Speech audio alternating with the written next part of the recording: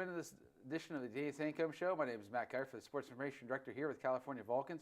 With me, as always, Coach Sancomb. Had a little bit of a break there last week. Wasn't our fault, but again, we're back here. We got 5 games to talk about, and a big 5 games, but we got a couple more still coming up. Down at crunch time of the season here, a lot of big grind for everybody. Everybody's playing each other the second time go around. What's it like, the guys? Everybody at this point, everybody knows each other, know what you're running. You can watch the film, but by and large, you know what's in your face every game.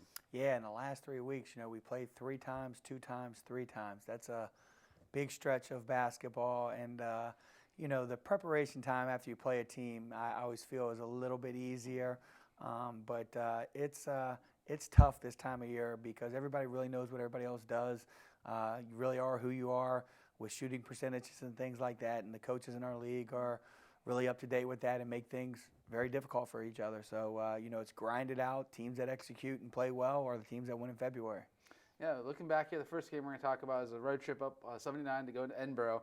Game there, it was on February 4th, looking back a little bit of ways there. But a game was high scoring. Both teams well north of 90 points. Vulcans cracked the century mark.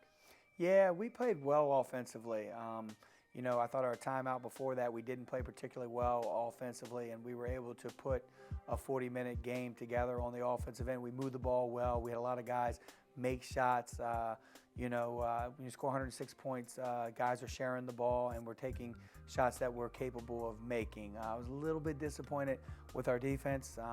Giving up 95 or 96 points, I just felt like that's too much for us to give up, so we had to go back to the drawing board and work on some things on that end. But overall, when you go out on the road and win, you're always happy with that in this conference, but I just felt like we needed to play better on the defensive end moving forward. And in that game, it's one of those 33 or 38 from the free throw line, so getting to the line, taking advantage of it, and also shooting 45% from the three-point lane. So that's easy ways to get 100 points.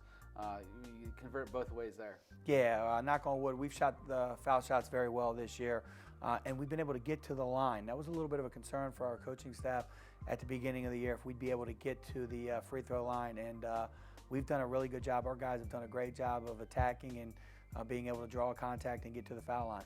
Yeah, in that game, you had had a trio of 20-point scorers. Keith had 28 and 10, 10 and 11 from the free throw line.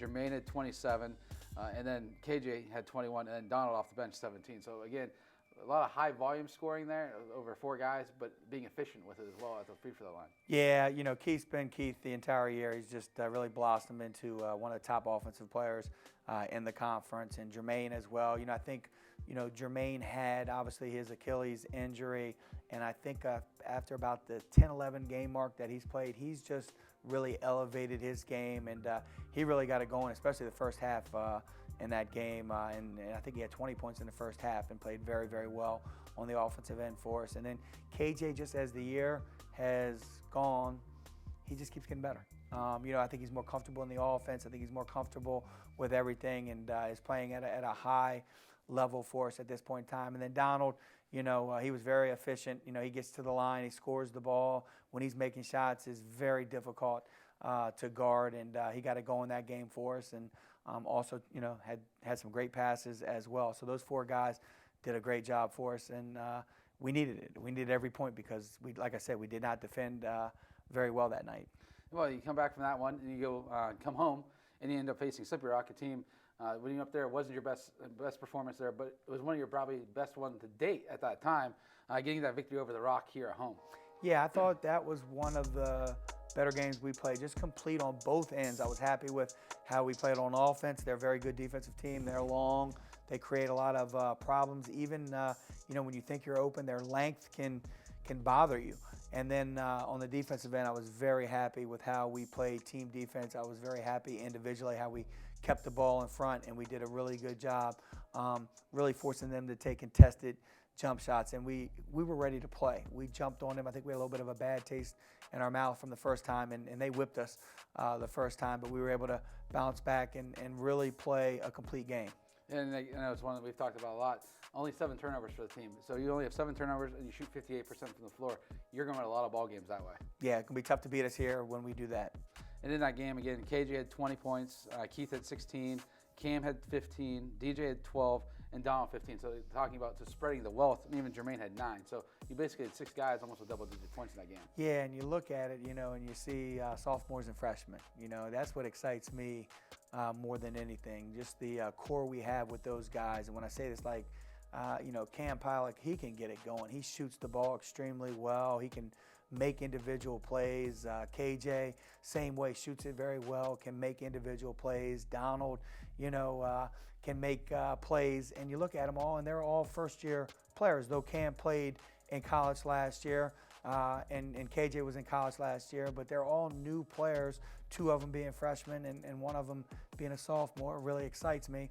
And then I think everybody has seen the growth of Keith throughout the year. He just continues to get better, and will continue to do that just because of his work ethic and what he's capable of doing. So very, very happy. Those 4 guys played extremely well that night, and we needed it. That was a big win for us to come home, and they handled us the first time. So we wanted to return the favor. Yeah, it's certainly a great victory there. But again, that was a game there where you come back again and play February 8th. Again, at least at home again, back-to-back days, facing Gannon, a team that their record is not indicative of their talent on their roster.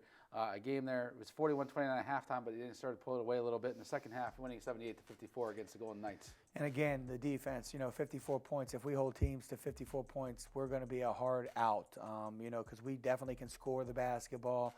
So I was very pleased with that. And we were a little bit different than we normally are defensively because we were able to create a lot of turnovers that game. I think we created 19 turnovers in that game, and we were able to convert and get some easy baskets. They are very good in the half court on defense, and they hold teams to about 40-41% shooting, and they make it tough. So we didn't have a great field goal percentage night, but we were able to get some easy baskets and transition because we were able to turn them over. So I was very pleased with that, and giving up 54 points in a conference game, I was very happy with that. And in that game there, again, only committing 8 turnovers yourself, shooting 19-24 from the line, converting it when you get there.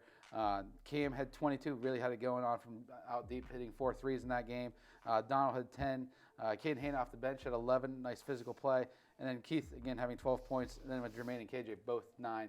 Balance has been the case all year. When you have balance scoring, the offense just really seems to flow with everybody. Yeah, and I thought with Cam, it was really back-to-back games that he just played complete games on both ends. Defended well, rebounded it well. Obviously, he shot it extremely well. Against Gannon, and I think, like you said, he had 22 points, was very, very big for us that game. And then the other guys, just were solid, and our defense won the game for us. There was no doubt about it. We were able to get some baskets in transition, and, turning them over 19 times, I thought was the difference in the game. Well, before we take a look back at what happened over the weekend there, we're going to take a quick break here on the Danny Sancomb Show.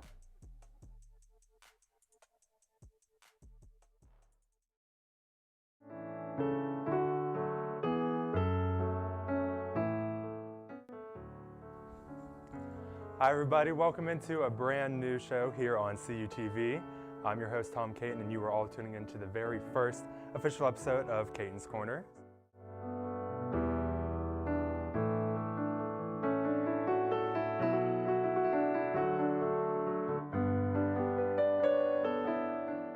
Bye everybody. Bye everybody. Bye everybody.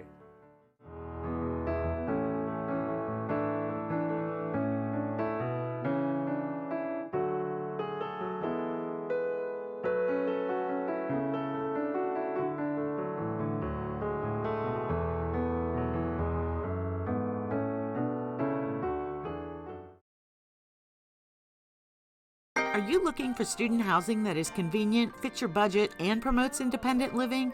Look no further than Penn West California's upper campus student community at Vulcan Village. At Vulcan Village, you have 3 spacious floor plans to choose from, all with guaranteed private bedrooms and many with private bathrooms. Our community provides you fantastic amenities such as a 24/7 fitness center, convenience store, sand volleyball, and saltwater swimming pool. All apartments are fully furnished and have full kitchens and laundry. Utilities, internet, parking, recreation, and events all included. We provide you an all-inclusive experience that can't be beat. Schedule a tour and learn more today at vulcanvillage.com. Live here. Live well. Hello, welcome back to the Danny Sancomb Show. My name is Matt Keifer, the Sports Information Director here with the California Vulcans. With me, Coach, Huge victory over the weekend. We just talked about back-to-back home games, 2 wins, but really taking a true test for the Vulcans. They're going up to Mercyhurst again, another trip to 79, take 3 of those a year basically, and playing a night game on a Saturday for something rather unusual in the league. But you find a way to face a team that's number 21 in the country, and second year in a row you've beaten Mercyhurst at Mercyhurst, something that hasn't been done since the Lakers joined the league. Yeah, they're a great team, well coached, but great players, smart players. Obviously, Gary does a really good job coaching each and every year. They defend extremely well. They create a lot of turnovers, and offensively, they're one of the best passing teams in the country, not just our league. They move the ball well, and they're hard to guard. Yeah, in that game, 17-17 in the second half. I know KJ had a couple huge free throws late in the game there, played a great defense when they forced a turnover in their end of the court. But KJ played a great job sort of keeping his guy right within reach, but it was a contested 3, didn't go in, and then from there he's just sealing the job at the line. Yeah, I felt like in the second half, with about 12 minutes left in the game, our execution on the offensive end was really good. We were able to get great shots. We were able to score. We shot 50% in the game, and I think they hold teams to maybe like 39, 38% from the floor. They defend very well. They switch a lot, so it's hard to get a lot of good looks. But I thought we did a really good job getting the ball in certain areas, and we passed the ball well. I don't necessarily agree with the statistics with the amount of assists that they said we had, because I thought we really moved the ball extremely well down the stretch, and we're able to get some easy looks and knock them down. And we did just enough defensively to win the game. They're good offensively, but I thought we defended the 3 very well, and I think that was really the difference in the game. Us being able to defend the 3, we had trouble defending everything else, but we did a pretty good job defending the 3. And again, balanced scoring. Keith had 19, KJ had 18, Jermaine 14, and Donald 17 off the bench. And you referenced defending the 3, 1 of 6 in the second half. So when they're trying to find a way to stop the run you have, if you hit a 3, they can't get a 3. It's not going down for them. So yeah, it's a great win. It was, and I'll tell you, like last play, Keith hit a 3, and just as a good read, he read. We were running a particular play we had ran throughout the game, and they switch a lot, and they started to switch a little too soon, and he just popped back. And for Donald to recognize that, and for Keith to be on the same page, as a coach, I was more tickled to see those guys on the same page and make that read. And that was a big 3 for us to give us a little bit of a cushion. And then KJ was spectacular down the stretch from the foul line. Really had a heck of a game on both ends of the floor for us. And, like I mentioned about him earlier, he just has continued to get better as the year has went on, and has become a big part of our offense, and does a great job on the defensive end for us, and he rebounds the ball really well. And then obviously Keith with 19, Jermaine was very efficient as well. Our leaders, we really rely on those 2 guys, and I get on those guys quite a bit, and they really responded very well, and were able to carry us to victory. So not only was it a big win there in terms of the idea of what it was on the road, top 25 team, but also the idea it clinched a playoff berth. Basically, the whole West is solidified. You have your 6 teams, but nobody has a seeding. And in the East, I looked at it this morning, 5 of the 6 are clinched. So basically, the whole field is set for the PSAC tournament, but nobody knows anything really after that. So that has to make it exciting for the guys to know, okay, we're going to go dancing a little bit, but we don't know where yet, and we don't know our seeding yet. So that's got to be nice as a coach to keep them for sure motivated, the idea that there's still plenty to play for and things like that. Absolutely, and our goal obviously is to get as high as we can get. Playing at home is nice, and I think every team that has an opportunity to do that wants to make sure they do everything in their power to do that. So I'm hoping that we understand what's at risk the next 3 basketball games, and we have to be ready to play, because we're going to have to play really well, which I think we are, to finish the season like we want to finish it. Yeah, I mean, looking at the standings right now, IUP's number 1, 18-1. Nothing really changed there except that 1 loss in the Mercyhurst, which I think speaks volumes for you guys being able to be the team that just beat the number 1 team in the country. Then Mercyhurst and UPJ tied 14-4, so they're about 3 games back. And then right there, logjam, Seton Hill you're facing tomorrow night, in Cal tied for 4th at 10-9, and then Slippery Rock right on the heels at 6-9.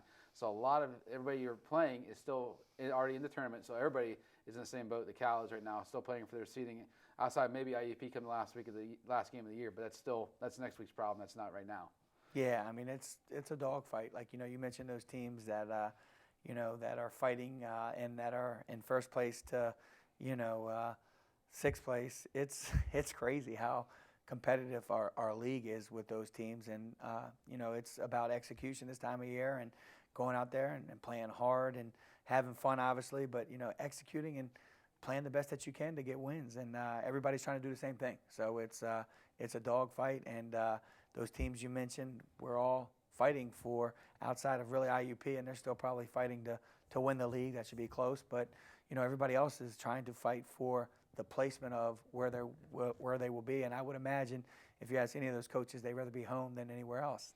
Yeah, tomorrow night, Seton Hill team just down the road. But again, saw them earlier this year, a new head coach, a little bit new life into the program there, bringing them back.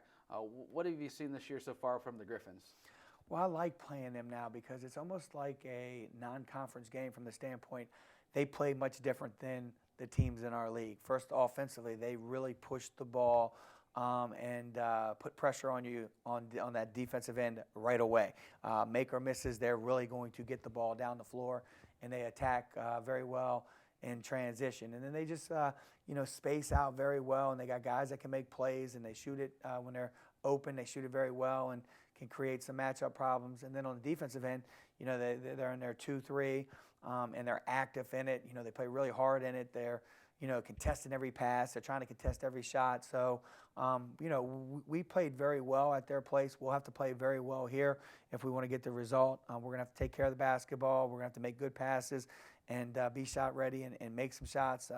So we're excited, obviously. It's a big game because, it's the next game on the schedule, but, we're right there with them. So somebody's going to win, somebody's going to lose. So we need to be ready to execute and play. And typically we preview 2 games out, but Saturday you have a rare day off. It's an idle day there.